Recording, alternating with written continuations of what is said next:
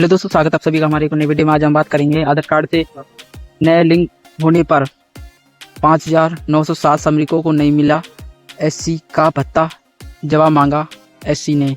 Supreme court ने दिल्ली सरकार से पूछा, क्या कोई कानून है जो बिना आधार कार्ड लिंक किए बैंक खाता संचालित करने पर रोक लगाई जाए। और कोर्ट ने कहा कि आधार कार्ड लिंक न होने के कारण 5,907 श्रमिकों को निर्वाह भत्ता से बचत नहीं किया जा सकता है। और वहीं अगर बात करें तो सुप्रीम कोर्ट ने एक मामले में सुनवाई करते हुए महत्वपूर्ण टिप्पणी और दिल्ली सरकार से तीखा सवाल किया कि क्या ऐसा कोई कानून है जो कहता है कि बिना आधार कार्ड लिंक किए बैंक खाता संचालित नहीं किया जा सकता है। और यह सवाल उस वक्त उठाया जब दिल्ली सरकार ने सुप्रीम कोर्ट को बताया कि graded suspense action plan GRAP के तहत निर्माण कार्यों पर लगी रोक कारण प्रभावित हजारों निर्माण श्रमिकों में से 5,907 लोगों को अब तक निर्वाह भत्ता नहीं दिया जा सका। और क्योंकि उन्होंने कहा कि बैंक के खाता आधार कार्ड से लिंक नहीं था। और यह मामला MC मेहता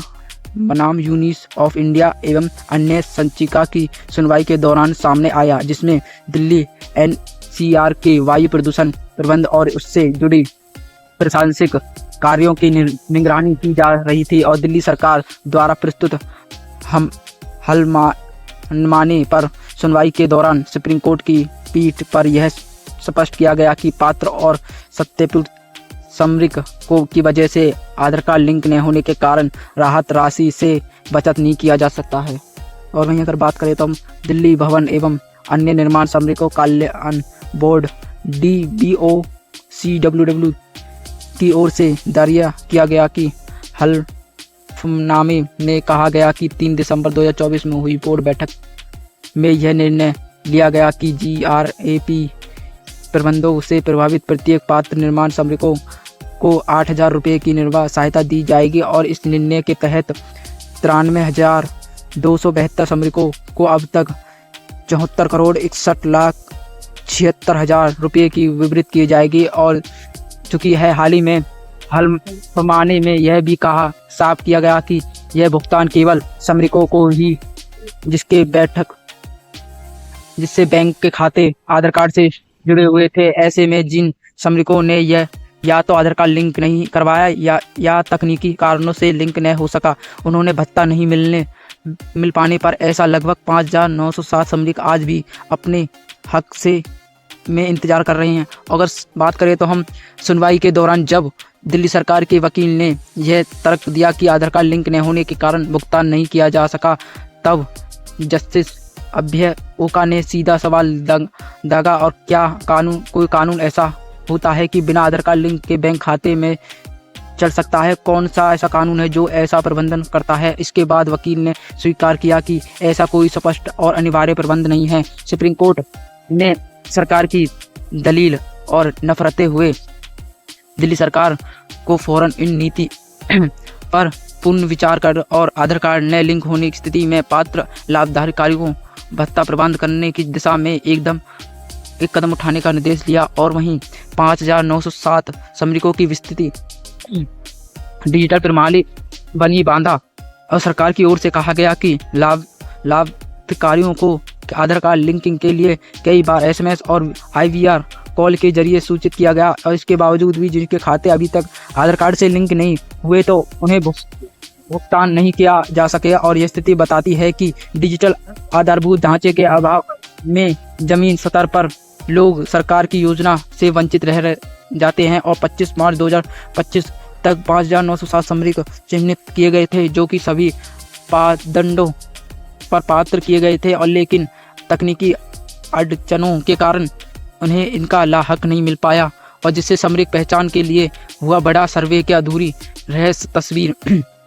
और दिल्ली सरकार ने दावा किया कि अब 15 सरकार विभाग के पात्र भेजकर उन्हें निर्माण गतिविधियों में लगे प्रभावित श्रमिकों की जानकारी भागी होगी। और इसमें से केवल 6 विभागों में जवाब दिया और शेष 9 विभागों को स्पष्ट जवाब नहीं मिला। और इसके अलावा जिला श्रम अधिकारियों ने ठेकेदार और पंजीकृत प्रतिष्ठानों के माध्यम से जानकारी स्पष्ट करने का प्रयास किया, और जिससे 505 श्रमिकों की पहचान हुई है। और भत्ता प्रवृत्त 36 ट्रेड यूनियनों ने सिर्फ किया थी, जिससे वह केवल यूनानियों ने अपने जवाब देते हुए कुल 82 श्रमिकों की जानकारी हुई है। इनमें से 14 को अभी निर्वाह भत्ते के लिए पात्र किया गया है और वहीं उन्होंने 25 से 27 मार्च 2025 के बीच भुगतान किया गया था।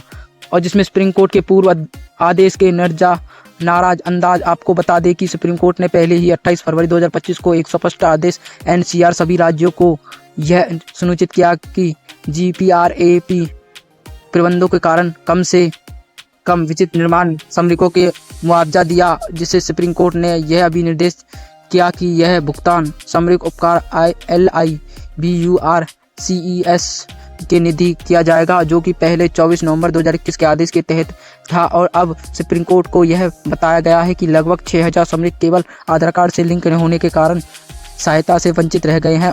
तो सुप्रीम कोर्ट ने दिल्ली सरकार से जवाबदेही तय करने का साफ संकेत दिया।